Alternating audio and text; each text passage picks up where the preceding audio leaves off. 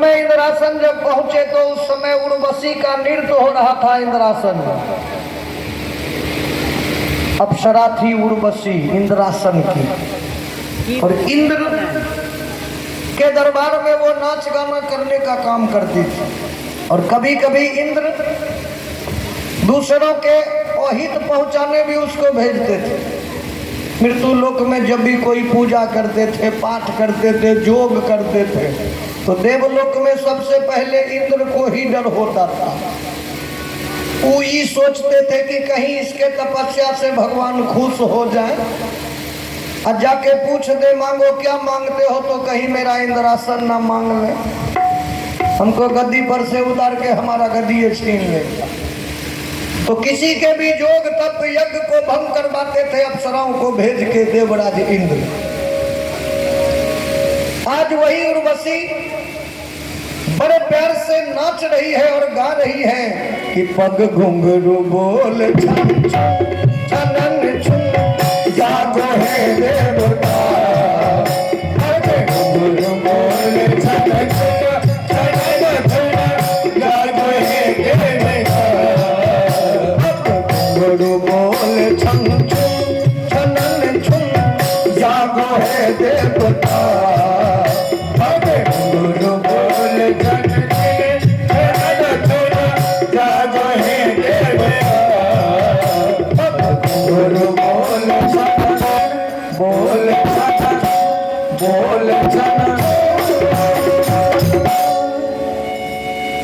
इतने प्यार से संगीत के लय में डूबी थी कि अर्जुन भी तो संगीत के लय के डूबे हुए आदमी, क्योंकि सदा भगवान श्री कृष्ण के साथ में अर्जुन रहते थे। तो जैसी संगत वैसी रंगत, जैसे लोगों के संपर्क में हम आप रहेंगे उस तरह का प्रभाव हमारे ऊपर अवश्य ही पड़ेगा। अब खैनी खाने वाले के साथ में कोई एक महीना रह के देख ले, एक ना एक दिन खैनी खाना सिखाइए। बीड़ी पीने वाले के साथ में रहेगा, बीड़ी पीना सिखा देगा। चोर के साथ में रहेगा, कभी ना कभी चोरी करने ले ही जाएगा। तो संगति का प्रभाव पड़ता है इंसान। तो अर्जुन संगीत के बड़े मर्मक, रोए रोए में बांसुरी का धुन समाया था अर्जुन को।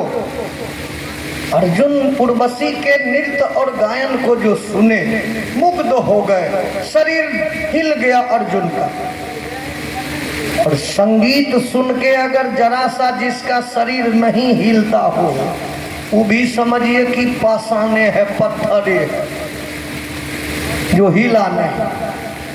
अब अर्जुन जो हिले, इंद्र का नजर पड़ा अर्जुन पर, समझ गए कि संगीत इसकी कमजोरी है, भाप गए हम। ऐसा उपाय करेंगे कि सदा के लिए अर्जुन हमारे इंद्रासन में ही रह जाएगा। अर्जुन जैसा व्यक्ति, वीर योद्धा अगर मेरे इंद्रासन में रह गया तो 4 चांद लग जाएगा मेरे इंद्रासन का। लेट सर, हाँ ठीक, जमाना बदल गए भाया हमरा देखा जाए। नृत्य और गायन जब संपन्न हुआ तो अर्जुन से देवराज इंद्र बोले कि आप थके हुए हैं, रात्रि विश्राम कर लीजिए, कल हम आपको सुबह में दिव्यास्त्र देंगे तब आप जाइएगा। अर्जुन कहा कि जैसी आपकी आज्ञा, रह जाते हैं। एक कोठरी दिए अर्जुन को देवराज इंद्र रहने के लिए, और अर्जुन को कोठरी दे के बुला लिए उसी उर्वशी को। कहा इंद्र ने उर्वशी दिगे वो भारत वीर,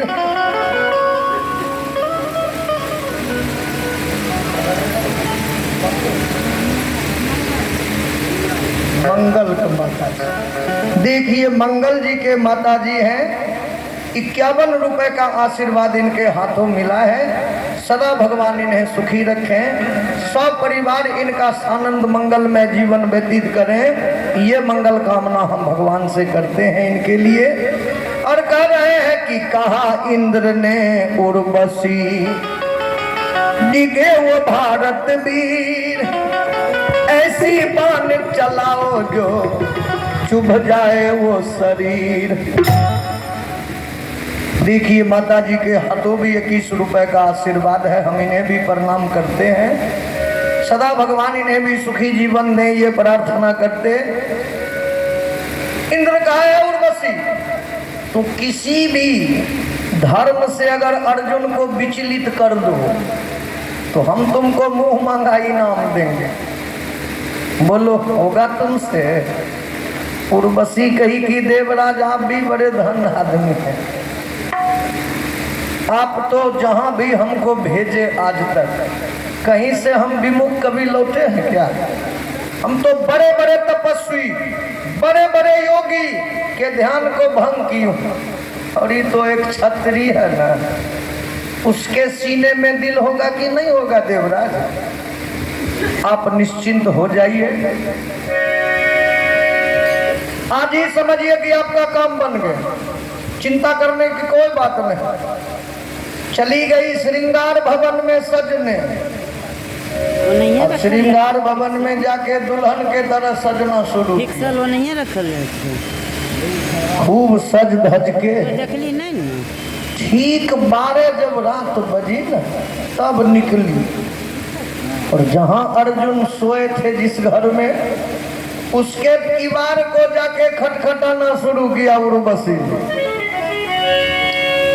अब अर्धरात्रि का पहर, दीवार का पल्ला जो खटखटाई तो अर्जुन की आंखें खुली। अर्जुन तुरंत उठ के बैठे तो देखे अभी तो अर्धरात्रि का पहर है, इस समय कौन हमारे दीवार को खटखटाने आ गया? लगता है हम पर कोई धोखा से हमला करने वाला है क्या? तो हमें भी अपने आप सचेत हो जाना चाहिए। तुरंत अर्जुन अपने हाथ में गांडी पकड़े, दूसरे हाथ में बांध ली, तब आगे बढ़ के कुंडी को खोले। अब कुंडी जब खोले तो देख लिए कि सामने उर्वशी खड़ी है। अर्जुन सोचे कि कितना बड़ा डरपोक हूं मैं, एक औरत पर भी मैंने धनुष बाण उठा लिया। तुरंत पलट के बिस्तर पर धनुष बाण रख दिए और शिष्टाचारी से पेश आए, दोनों हाथ जोड़ दिए उर्वशी के आगे अर्जुन, और बोले है उर्वशी, इतनी रात को तू मेरे पास क्या लेने आई हो?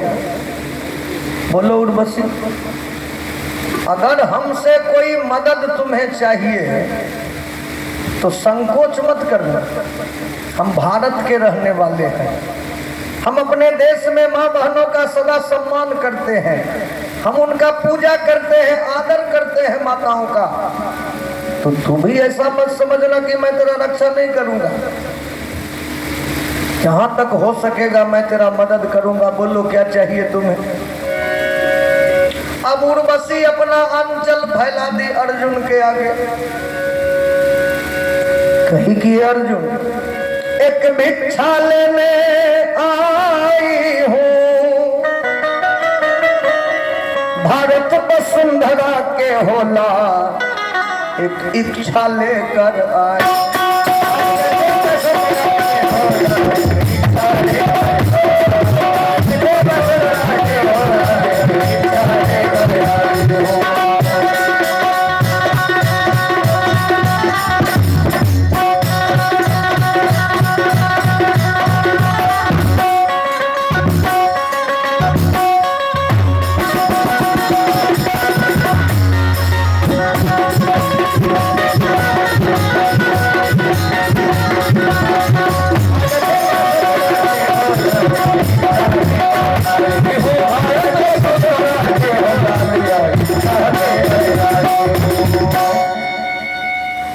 उर्वशी बोली, अर्जुन तुम जैसा एक तेजस्वी पुत्र चाहिए मुझे, मैं यही आशा लेके तेरे पास आई हूँ, भर दे मेरे गोद को, हमें खाली मत लौटाना अर्जुन तुम आज। अब अर्जुन तो आग बबूला हो गया, सारा शरीर क्रोध से कांप गया अर्जुन का। जाओ रे पापनी, क्या से क्या सोच लिया तुमने। इसीलिए लोग कहते हैं कि त्रिया चरित्र पुरुषस्व भाग्यम देवो ना जाने कुतो मनुष्य। त्रिया के चरित्र को देवता नहीं जान सके, मनुष्य क्या जानेगा। तो अर्जुन सोचे कि इस समय हमको जोश से नहीं होश से काम लेना चाहिए, क्योंकि जब भी कहीं अपने घर से बाहर हम लोग जाएं तो जहां तक हो सके जोश में कोई कदम नहीं उठाना चाहिए। बच के अपने बुद्धि से विवेक से वहां से निकल जाने में फायदा, उलझना नहीं चाहिए बेकार में। नहीं तो बिना विचारे जो करे सो पाछे पछता है, काम बिगाड़े अपना जग में होत हंसा। अर्जुन सोचे देश में नहीं परदेश में हूँ, हमको बुद्धि से काम निकालना चाहिए। अर्जुन बोले उर्वशी, तूने जो बोली कि एक भिक्षा लेने आई हूँ, मैं तेरे भिक्षा का तो पूर्ति कर सकता हूँ, लेकिन मैं तेरे इच्छा का पूर्ति नहीं करूँगा। अगर मैं तेरे इच्छा का पूर्ति करूँगा तो ब्रह्मचर्य खंडन होगा, चेहरा फीका पड़ जाएगा, भारत माता के मस्तक पर सुन ले कलंक लग जाएगा। बोले उर्वशी, हम भारत के रहने वाले हैं और हम अपने माँ के मस्तक पर कलंक नहीं लगाए, लेकिन अगर हम तेरा कहना मान भी लें तो सुनो उर्वशी, अर्जुन जैसा पुत्र पाने में तुमको कितना समय लगेगा इसका अंदाजा तो लगाई हो। पहले तो 9 महीना अपने गर्भ में ढोना पड़ेगा उसको, तुम पीड़ा सह के जन्म दोगी उसे, अपने शरीर के खून को फाड़ के दूध बना के पिला के कामयाब करोगे।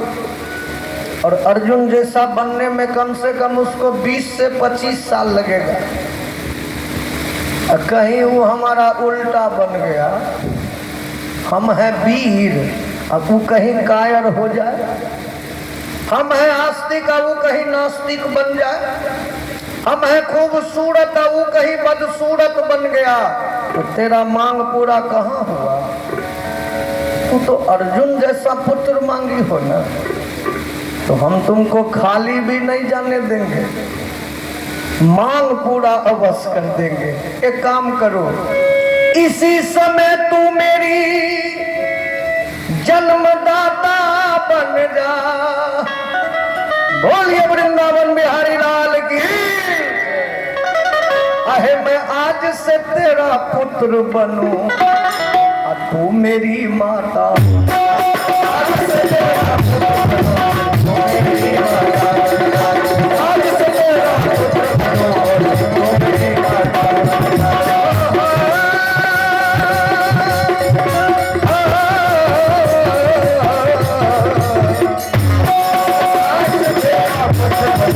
तू मेरी माता। बोले उर्वशी, इसी समय हम तुमको अपना माँ मानते हैं और तू हमको अपना बेटा मान लो। उर्वशी, मिल न गया अर्जुन जैसा पुत्र तुम्हें, अब अपने मकसद में जो कामयाब नहीं हुई ना, तो कहा ना कि त्रिया चरित्र पुरुषस्व भाग्यम अदेवो न जाने कुतो मनुष्य। क्रोध में कांप गई बेचारी और डांट के बोली थी, अर्जुन मैं तो बहुत नाम सुनी थी तुम्हारा कि तू वीर आदमी हो, लेकिन तू तो ऐसे बोल रहे हो जैसे कोई हिजड़ा बोलता है। इस तरह तो हिजड़ा बोलता है अर्जुन, तो हिजड़ा के तरह बोले हो जाओ तो आज से हिजड़े बन जाओ। हिजड़ा बनने का श्राप दे दी उर्वशी अर्जुन। अब सुबह जब हुआ भूचाल मच गया इंद्रासन में कि अनर्थ हो गया। रात में उर्वशी ने अर्जुन को हिजड़ा बनने का श्राप दे चुकी है अगर अर्जुन इंद्रासन से हिजड़ा बन के मृत्यु लोक जाएंगे, मृत्यु लोक वाले क्या कहेंगे? एक भी देवता की पूजा नहीं होगी आज से मृत्यु लोक। हंसी उड़ाएंगे देवताओं की मृत्यु लोक वाले। तो सभी देवता बैठक किया आपस में और सोचे कि कोई उपाय इसका निकलना चाहिए। एक एक नियम, एक एक उपाय सोचते सोचते अंत में एक नियम लागू हुआ, एक निर्णय कि शराप जो दे चुकी है वो मिट तो नहीं सकता है, लेकिन समय में कटौती हो सकता है। क्योंकि जुर्माना 1 लाख का भी होता है और जुर्माना 1 रुपया का भी होता है। जुर्माना आखिर जुर्माना होता है। तो सदा के लिए अर्जुन हिजड़ा नहीं बनेंगे, लेकिन 1 साल के लिए अर्जुन को हिजड़ा बन के अपना जीवन व्यतीत करना होगा।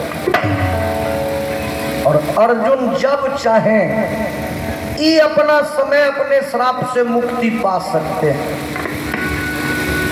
तो किसी को माँ कहने में बड़ी ताकत है। माँ शब्द से बढ़ के इस दुनिया में दूसरा कोई शब्द आज तक बनबे नहीं किया। देव प्रकाश और साक्षी, देखिए इन दोनों के ओर से 50-50 रुपए का पुरस्कार प्राप्त हुआ है। दोनों को भगवान बहुत सुखी जीवन दे, दोनों खूब पढ़ लिख के होनहार बने, ये मंगल कामना हम प्रभु से करते हैं। और आगे कह रहे हैं कि माँ कहने में बड़ी ताकत।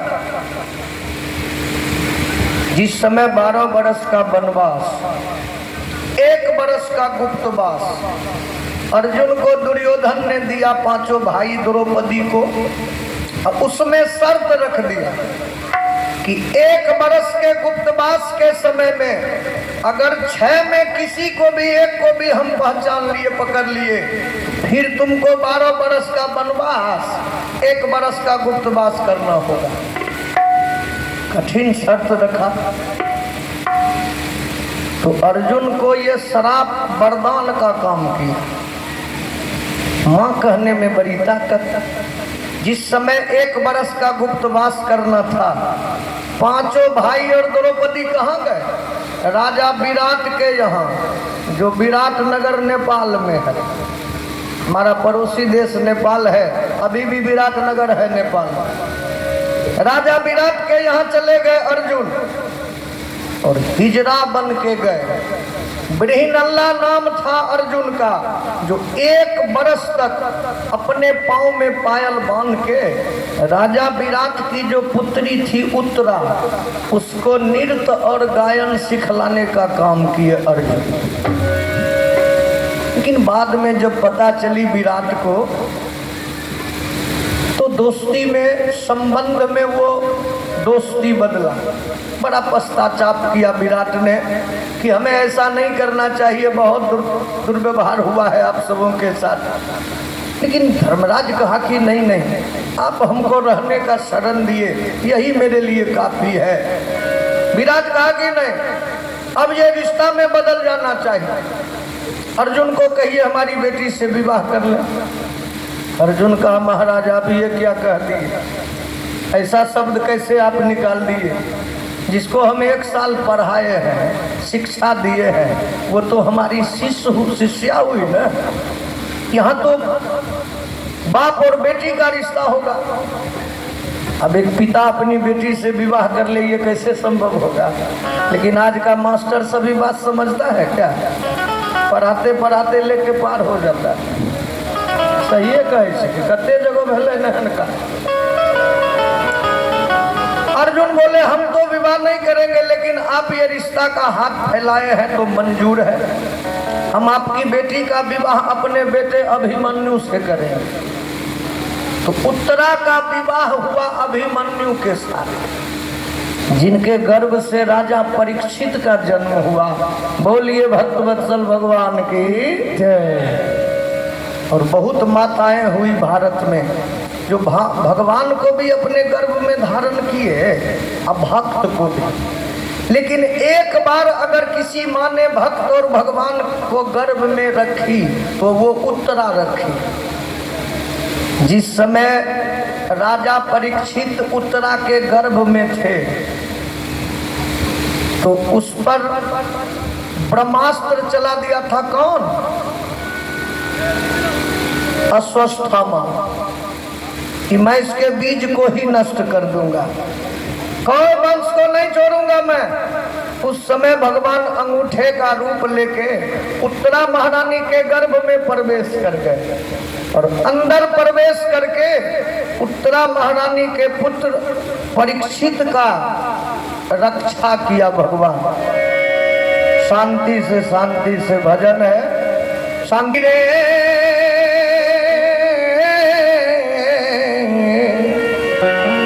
तेरा दर्द न जाने को, तेरा दर्द न जाने को, इंद्रिय की पक्षी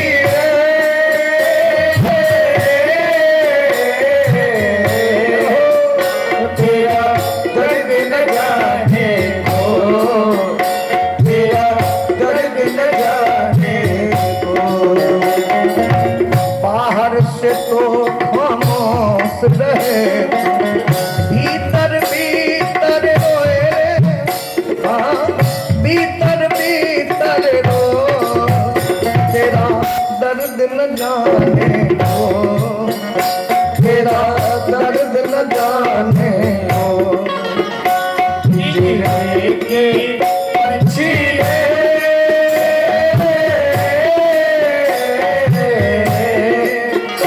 तेरा दर्द न जाने को, तेरा दर्द न जाने को।